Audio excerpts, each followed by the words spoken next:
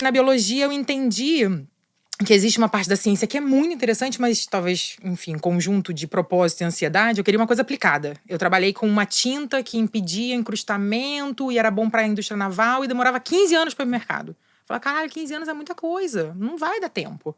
E aí eu descobri a aquicultura, que é o cultivo de organismos. Cultivo de camarão, cultivo de peixe. Mas Hoje em isso na faculdade? Na faculdade. E aí no mestrado eu fui pra aquicultura e comecei a procurar, tipo, 23 anos, né? Vou acabar com a fome no mundo. Nossa, que irado. Que é óbvio Porque que não é. você ia saber cultivar. Saber cultivar na água e poder dar comida para as pessoas. Lindo. Então, peixe. Sim, romântico. E aí você... Isso é? Imaginação, porque Não. políticas públicas. Não, a gente precisa de política pública, não é? Aquicultura. Aquicultura, desculpa. Aquicultura. Aquicultura. Aquicultura. Que é cultivo na água. Você tem agricultura, Sim, que é cultivo na terra. Aquicultura, que é cultivo na água. Aquicultura é um... Gente, eu vou te falar, eu nunca coisa ouvi linda. falar mas nessa não, palavra. não, nessa linda. palavra. Não, tava Aquicultura. Já deve ter ouvido, sim. Em algum. Não, Tipo, a gente só tilápia ouve que você agro, come. é tech. É, pop, é um caralho ridículo. Ai, nem fala. Isso não é. Vai, vamos. Não, mas a aquicultura, Isso, digamos, vai. é uma ciência um pouco mais nova. Nossa, se a gente for voltar muito, né? A agricultura, ela existe há 13 milhões de anos. Sim. Onde o Homo sapiens deixou de ser, digamos, nômade entre 13 e 18 e começou a cultivar. Cultivava no Nilo, naquela região que, teoricamente, África. Acho que pessoas vieram da África, gente, por favor. Suportem isso, que é o berço da civilização. E aí, então a agricultura tem mais ou menos 18 anos, que tem a ver com a formação do que a gente é. A gastronomia, o sentar numa roda, tudo que a gente é hoje é de acordo com a nossa alimentação. O cultivo na água, ele começou a ter essa necessidade, talvez, logo depois da Segunda Guerra. Porque ainda era pesca. E Sim. descobriram que acaba, né? A pesca acaba. E aí começaram a se cultivar os peixes. Aí tem a cascata produtiva do salmão, que é muito forte, que é uma commodity. Tem o camarão, tem a tilápia. Mas é um... É uma ciência, tem engenharia de aquicultura. O Brasil, ele tem uma força Não, mas muito é grande. dentro de um cativeiro, isso? É, dentro de um tanque, ou dentro de um tanque-rede, por exemplo. Quando você vai em alguns reservatórios, você vê tipo um balsão. Ou em Santa Catarina, você tem as lanternas dos cultivos de ostra. Então, são cultivos de organismos que geralmente são animais. Mas você tem o que você nutre esses animais, que são as algas, que foi aí que eu me encontrei. Então, nessa de acreditar que a falta de alimento era fome, e aí a gente entende que a falta de alimento são políticas públicas e distribuição e consciência de classe, não tem a ver com necessariamente que a justificativa Produzir comida, né? do pop, do tech, do agro, é exatamente que a gente não tem comida suficiente, o que é uma mentira, é uma falácia. Mesmo em pós-guerra, de Segunda Guerra, a gente sabe que é isso. Tanto é que a agricultura vem da onde? Vem da construção de equipamentos a partir da indústria bélica. Não sei se vocês já ouviram falar dessa teoria, que é a teoria mais aceita.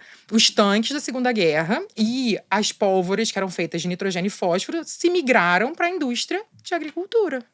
Essa é a história da agricultura. O pós-guerra, que teve que enfiar em algum lugar aquela maquinaria e se transformou nos tratores. Hoje, com a agrofloresta, agroecologia, com a mulher... Fofoca, história. Amo. É porque às vezes a gente tá numa bolha, né? Eu acho que todo mundo sabe disso. Mas essa é a indústria da agricultura. E a aquicultura, ela começou a ter um pouco disso, mas a aquicultura é um pouco mais sustentável. Porque, na verdade, é manter os corpos d'água mais sãos, né? Mais limpos.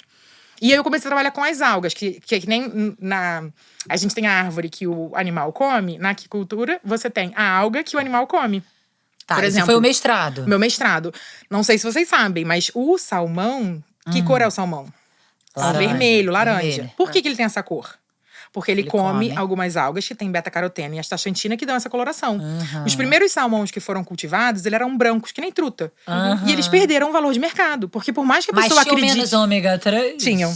Porque o carotenoide é um precursor. Mas o mercado quer aquela cor. Então tem essa questão Aí de bota cor. corante.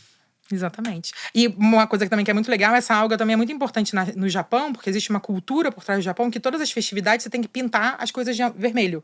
Casamento, aniversário, nascimento, pra trazer austeridade não, trazer prosperidade, né?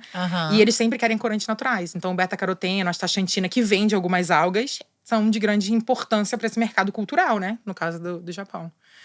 E aí, enfim, o mercado asiático tem alga, macroalga, kombu, nori, comida japonesa, tem muito. Toda comida é enrolada em Que é uma algo. coisa cultural, mas foi uma coisa também construída, introduzida. E hoje está cada vez mais se pensando nessa relação, né, de alimento e ciência para esse tipo de alimento que é um pouco mais saudável e complementa.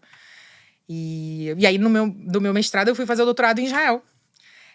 Eu não sou muito de me gabar, mas eu costumo dizer, eu fiz a melhor biologia marinha do estado, fiz a melhor aquicultura do Brasil e fiz a melhor biotecnologia do mundo. Então calma, vamos. Né? Só tem 10 minutos de programa. A gente se gaba por ela. Não, mas é O legal. mestrado em aquicultura foi aqui no Brasil. Foi em Santa Catarina. Em Santa Catarina. Em Santa Catarina tem uma política pública para cultivos de ostra e camarão. Principalmente nos anos 80, eles começaram também a introduzir algumas espécies que davam, porque, por exemplo, a tilápia é um peixe que hoje está no mundo inteiro, mas ela não era do Brasil. Como, por exemplo, o pirarucu hoje na Amazônia é do Brasil. E é interessante porque quando a gente domestifica e a gente entende o ciclo do animal, a gente consegue melhorar a quantidade de carne e tudo mais. E aí, meu objetivo nessa nutrição do animal era até um pouco de imunologia, assim. Porque você dá menos formal, menos antibiótico. Você tem uma indústria muito ligada a isso. Que eu acho que foi até um pouco do porquê que eu vim aqui. Era essa discussão de, tipo… Da onde a ciência pode, digamos, direcionar e ajudar. Mas da onde a ciência paga. Tenta direito, garota.